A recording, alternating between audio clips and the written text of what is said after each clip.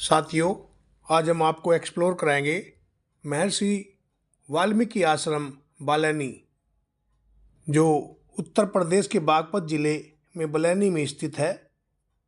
यह आश्रम रामायण महाकाव्य से जुड़ा एक महत्वपूर्ण प्राचीन तीर्थ स्थल है।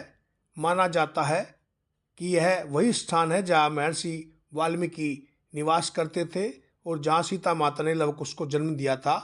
वहीं पर श्री पंचमुखी नागेश्वर महादेव भी मंदिर है, राधा कृष्ण का भी मंदिर है और अन्य प्राचीन मंदिर भी इस आश्रम में बने हैं, जिनको हम आपको एक्सप्लोर करा रहे हैं। यह पुराने महंत जी का आवास है, जहां पर आप देख रहे होंगे यह पंचमुखी नागेश्वर महादेव मंदिर है।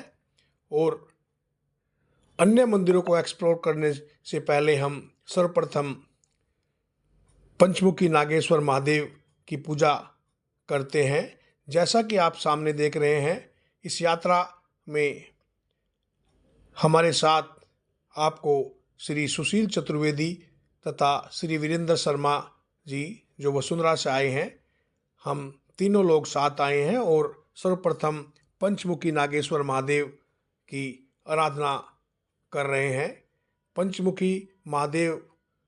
पंचमुखी नागेश्वर महादेव की पूजा आराधना के बाद ही हम इस आश्रम को पूरी तरह से एक्सप्लोर करेंगे और इस इतिहास से आपको अवगत कराएंगे कि इस आश्रम का क्या इतिहास है, कब ये स्थापित हुआ और इस स्थान की क्या मान्यता है।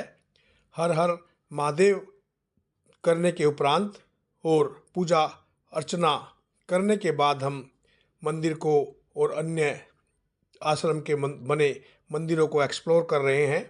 और जैसा कि आप सामने देख रहे हैं, यह अन्य निर्माण भी आपको यहाँ दिखाई देंगे जो प्राचीन समय से इस आश्रम में बने हैं। ये अन्य शिव मंदिर है जो आश्रम में पहले से ही निर्मित है। यह महंत जी का आवास है और अन्य मंदिर भी आपको इसके अंदर दिखाई दे रहे होंगे, जिसमें श्री राधा कृष्ण मंदिर है, उसमें हम लोग पूजा अर्चना कर रहे हैं।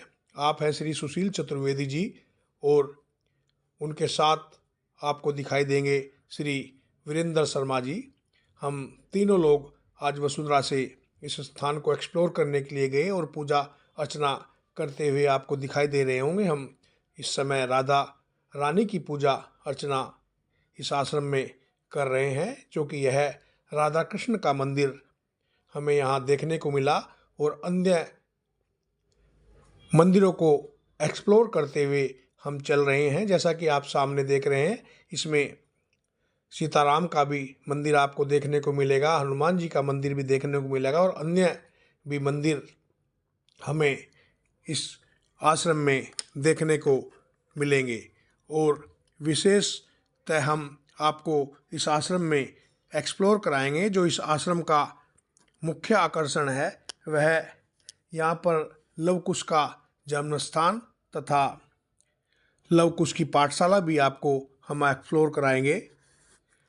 जैसा कि आप सामने देख रहे हैं, मंदिरों में पूजा अर्चना करते हुए हम आगे बढ़ रहे हैं और इस आश्रम के मुख्य आकर्षण लव कुश के जन्म स्थान पर हम आ गए हैं।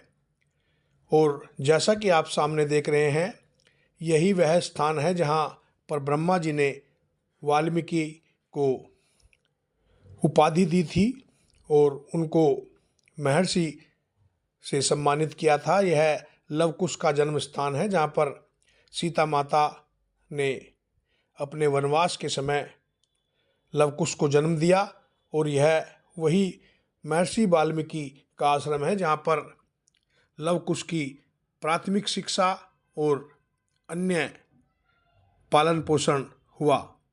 अब जो आप देख रहे हैं, यह लव कुश की पाठशाला है जो इस आश्रम का मुख्य आकर्षण है। और आपको दिखाई भी दे रहा होगा कि लव कुश महर्षि वाल्मीकि से शिक्षा ग्रहण करते हुए भी आपको दिखाई दे रहे होंगे। उनके स्वरूप को हम आपको यहाँ पर एक्सप्लोर करा रहे हैं। और लव कुश की पाठशाला को एक्सप्लोर करने के साथ साथ ही हम आपको एक्सप्लोर कराए हैं शनिदेव का मंदिर, जो इस आश्रम में आपको बना हुआ मिलेगा, यह शनिदेव का मंदिर है, जो लवकुश की पाठशाला के बराबर में ही हमें बना हुआ दिखाई दिया। जय शनिदेव। और जय शनिदेव की पूजा अर्चना करने के बाद आपको दिखाई दे रही होगी पुराने महंत जी की मूर्ति, जिन्होंने इस स्थान का विकास किया। और साथ साथ ही हम आपको एक्सप्लोर करा रहे हैं इस मंदिर में निर्मित दुर्गा माता के मंदिर को, जो इस मंदिर में बना है, और एक पूजा हॉल भी इस दुर्गा माता के मंदिर में बना है। और माना जाता है कि नवरात्रों के समय में इस दुर्गा माता मंदिर में अपार भीड़, अपार जनसैलाब उमड़ता है और यहाँ पर माता के कीर्तन और नवरात्रों में अपनी पूजा अर्पित करता है। इस आश्रम को एक्सप्लोर करते हुए हम आपको लेकर चलते हैं महंत जी के निकट, जो इस आश्रम की प्रशासन को देखते हैं और इस आश्रम की देखभाल करते हैं। उनसे भी हमने इस आश्रम के बारे में विस्तृत चर्चा की और जाना कि इस आश्रम का क्या इतिहास है। उन्होंने भी यह बताया कि रामायण महाकाव्य से जुड़ा हुआ यह एक प्राचीन तीर्थ स्थल है और माना जाता है कि यह वही स्थान है जहाँ कभी महर्षि वाल्मीकि निवास किया करते थे और जहाँ सीता माता ने लव और कुश को जन्म दिया था, जहाँ पर उनका पालन पोषण हुआ और जहाँ सीता माता ने अपने आप को पृथ्वी में समाहित कर लिया था। मेरठ बागपत राजमार्ग पर हिंडन नदी के किनारे स्थित यह आश्रम प्राचीन इतिहास से जुड़ने के इच्छुक श्रद्धालुओं के लिए एक प्रमुख आध्यात्मिक केंद्र है।